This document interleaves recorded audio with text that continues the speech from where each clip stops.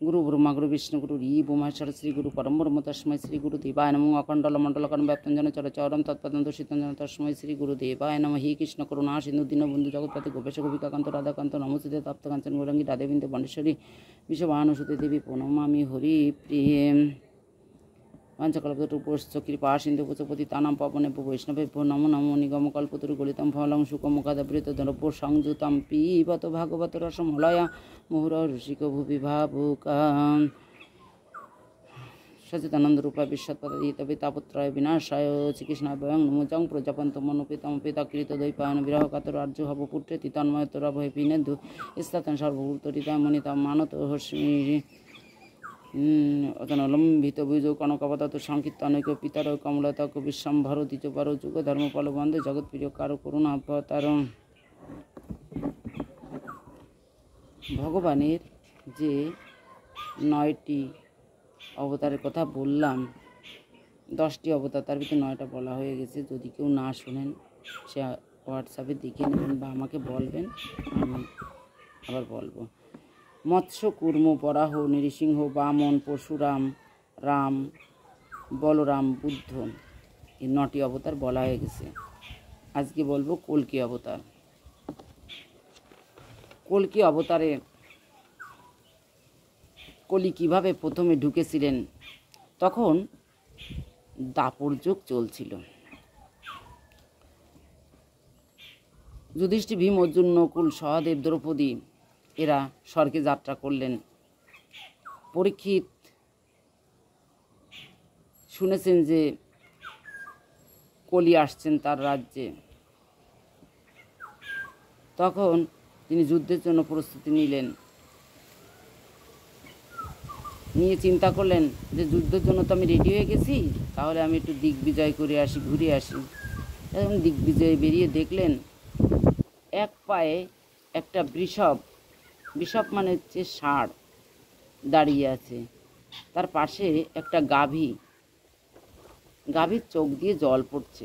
গাভীটি ছিল পৃথিবী, আর বৃষভ মানে ষাঁড়টি ছিল ধর্ম, ধর্মর স্ত্রী পৃথিবী। তখন দেখলেন যে রাজবেশ, রাজার যে পোশাক, সে ধরনের পোশাক পরে একটা শূদ্র এসে গাভীকে, বৃষভকে লাথি দিচ্ছে। তখন পরীক্ষিত দাঁড়িয়ে বললেন, তুমি কে গো? কেন এই গাভীকে আর বৃষভকে তুমি লাথি দিচ্ছ? আমার রাজ্যে তো আমি এমন লোক রাখবো না, আমার রাজ্য থেকে বেরিয়ে যাও। তখন বললেন, আমি কলি, আমি একটু আশ্রয়ের জন্য আপনার রাজ্যে এসেছি, আমাকে একটু আশ্রয় দিন। তখন বলল, আমার রাজ্যে তোমাকে আমি আশ্রয় দিতে পারবো না, তাহলে আমাদের প্রজারা অশান্তিতে ভুগবে। তখন কলি বললেন, আমাকে তাহলে সামান্য কয়টা জিনিসে দিন, আমি আশ্রয় প্রার্থী। আপনার যে ঠাকুরদা ছিলেন অর্জুন, যুদ্ধবিদ্যায় নিপুণ, তার রথের সারথি ছিল কৃষ্ণ। আপনার ঠাকুরদা এত মহান ব্যক্তি ছিলেন, আপনি হস্তিনাপুরের রাজা, পুরো জাঙ্গল দেশের রাজা, তাহলে আপনি আমাকে একটু আশ্রয় দেবেন না? আমি এই বিমুখ হয়ে ফিরে যাব, আমার সামান্য কয়েকটা জিনিসে একটু থাকার জায়গা দিন, আপনার পায়ে পড়ি, পায়ে ধরেছেন। তখন বললেন, ঠিক আছে, কয়েকটা জিনিসই তোমাকে দিচ্ছি। জুয়া খেলা, মদ্যপান, স্ত্রী সঙ্গ,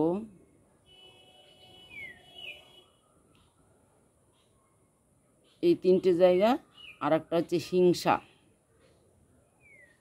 হিংসা যেখানে হয় সেখানে, এই 4টে জায়গায় তোমার জায়গা দিলাম।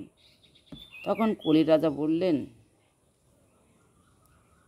আমাকে একটু ভালো জায়গা দিন, একটু সোনাতে আশ্রয় দিন। তখন বলল কি ঠিক আছে, তোমাকে সোনাতে দিলাম আশ্রয়। তখন সোনাতে আশ্রয় নিয়ে এবার পরীক্ষিত মহারাজ হাঁটছেন, জল পিপাসা লেগেছে। তা উনি পাশে একটা আশ্রম দেখে সেখানে ঢুকেছেন। সৌমুখ মুনির আশ্রম। সৌমুখ মুনি ধ্যানস্থ ছিলেন, তার কাছে একটু জল প্রার্থনা করেছেন। মুনির আত্মার সাথে পরমাত্মা লীন হয়ে গেছে, সে আর এই জগতের কিছুই বুঝতে পারছে না, কিছুই স্পর্শ করতে পারছে না, ভগবানের সঙ্গে তার লীন হয়ে গেছে। সে অবস্থায় তার তো কী হচ্ছে, কে কী বলছে কিছুই জানেন না। সে অবস্থায় বলছেন কি আমাকে একটু জল দাও, জল দাও। কিন্তু সৌমিক মুনি জল দিতে পারেনি। তখন পরীক্ষিত রাজা ফিরে আসছেন, আসার পথে দেখলেন একটা মৃত সাপ। সাপটিকে উঠিয়ে সৌমিক মুনির গলায় দিয়ে দিলেন। পরীক্ষিত রাজা কিন্তু এর আগে কোনোদিন এমন খারাপ কাজ করেননি। কলি আশ্রয় নিয়েছিল, কলিকে সে যেই আশ্রয় দিয়েছে তার রাজত্বে, কলিও তার মাথা সোনার মুকুটে আশ্রয় নিয়েছিল,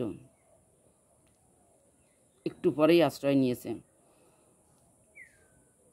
যখন উনি রাজপ্রাসাদে ফিরে গেছেন তখন মনে করছেন এ কি, আমি এত অধর্ম কাজ কী করে করলাম, আমি জীবনেও এরকম অধর্ম কাজ করিনি। উনি অনুতপ্ত হচ্ছেন, মুকুটটা খুলে রেখেছেন। তখন ওনার চেতন ফিরে পেয়েছেন। এদিকে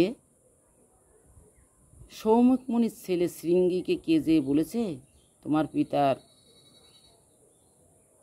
গলায় কে সাপ পেঁচিয়ে দিয়েছে, মৃত সাপ। তখন সে জল হাতে নিয়ে জল তর্পণ করে বললেন, আমার পিতার গলায় যে সাপ পেঁচিয়ে দিয়েছে সে যেই হোক না কেন, প্রজা হোক, রাজা হোক, সাধু হোক, বৈষ্ণব হোক, যেই হোক না কেন, সে 7 দিনের ভিতর তক্ষক দংশনে মৃত্যুবরণ করবে।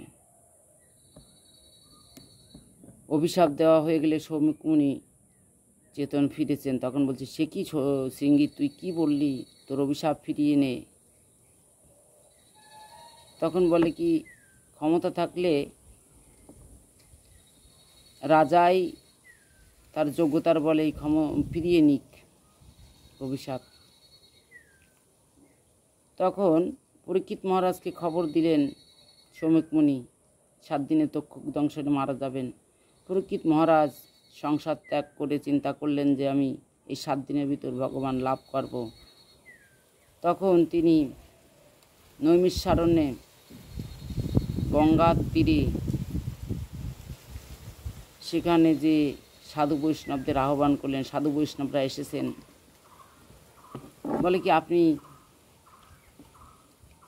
কিসের জন্য ডেকেছেন? তখন রাজা বললেন আমি 7 দিন জীবিত আছি, 7 দিনের সময় আমার মৃত্যু হবে, আমার 7 দিনে ভগবত লাভ করব, ভগবত ধাম লাভ করব, সেই উপায়টা বলে দাও। কেউ পারছে না বলতে। তখন ব্যাসপুত্র 16 বছর বয়সে মাতৃগর্ভে থেকে ভূমিষ্ঠ হয়েছেন, সে ছুটতে ছুটতে আসছেন, পিতাও ছুটতে ছুটতে আসছে। পিতার সঙ্গে ব্যাসদেবের সঙ্গে দেখা হয়েছে পরীক্ষিত মহারাজের।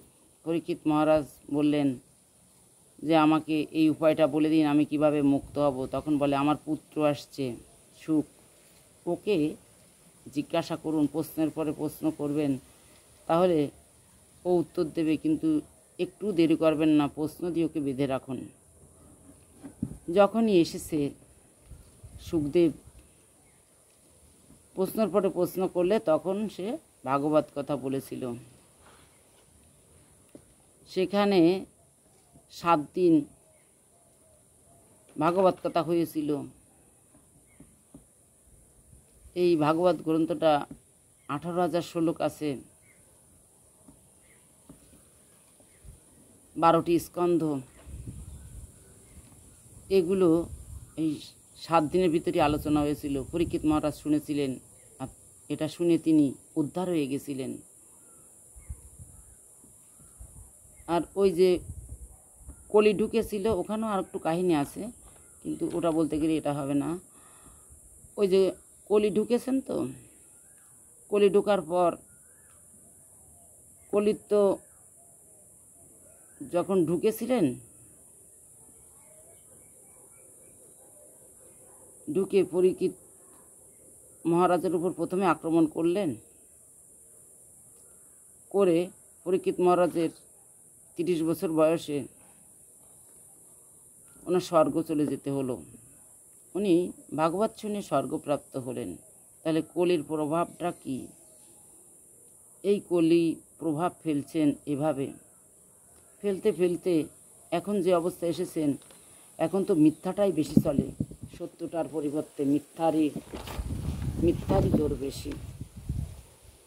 এভাবে চলতে চলতে কলি কবলে আমরা পড়ে গেছি। সত্য ত্রেতা দাপর কলি, এই 4টি যুগ, সত্য ত্রেতা দাপর 3টে পার হয়ে গেছে। এখন এই কলিকাল চলছে। এখন ঘোর কলিকাল, 3 ভাগ মিথ্যার 1 ভাগ সত্য। সংসারে যখন পাপের পরিণাম সীমা ছাড়িয়ে যায়, তখন সেই পাপের বিনাশ করতে ভূলোকে অবতীর্ণ হন ভগবান বিষ্ণু। কলিতে রাজারা প্রজাদের ধন সম্পদ পত্নী হরণ করতে প্রয়াসী হবে। কলিটা এরকম, কলিকালটা এরকম হবে। রাজার ভয়ে প্রজারা জঙ্গলে পাহাড়ে আশ্রয় নেবে। অনাবৃষ্টিজনিত পরিস্থিতিতে প্রবল খরা হবে, প্রজা শোষণ হবে, প্রবল শৈত্যপ্রবাহ, তুষারপাত, আঁধিঝড়, বন্যা, প্রাকৃতিক দুর্যোগ, ক্ষুধায় তৃষ্ণায় কষ্ট পাবে। আয়ু 20 থেকে 30 বছর হয়ে যাবে। প্রাণীরা রোগগ্রস্ত ক্ষীণ হবে। মানুষ চুরি, মিথ্যার, হিংসা, কুকর্ম করবে। গাভীরা ছাগলের মতো দেখতে হবে। গাছপালা ছোট হয়ে যাবে। অধিকাংশ কাঁটাযুক্ত গাছ হবে। মেঘ থেকে বর্ষণ হবে না, বজ্রপাত হবে। মানুষের স্বভাব গাধার মতো হবে। এই পরিস্থিতিতে উত্তরপ্রদেশে মুরাদাবাদ জেলায় সম্ভল গ্রামে বিষ্ণু যশ নামে এক সাত্ত্বিক ব্রাহ্মণ জন্মগ্রহণ করবেন, আর তার পুত্ররূপে আবির্ভূত হবেন কল্কি দেব। মাতার নাম সম্ভবত সুমতি হবে। সাধু সজ্জনদের রক্ষার জন্য কল্কি দেব সাদা ঘোড়ার উপর উঠে তরবারি হাতে দুষ্ট দমন করবেন। তখন ওই সত্যযুগের আরম্ভ হবে। আকাশে 2টি নক্ষত্র দেখা যাবে। তখন সপ্তর্ষি মণ্ডলে উদয় হবে। এভাবে কলিকাল চলে যাবেন।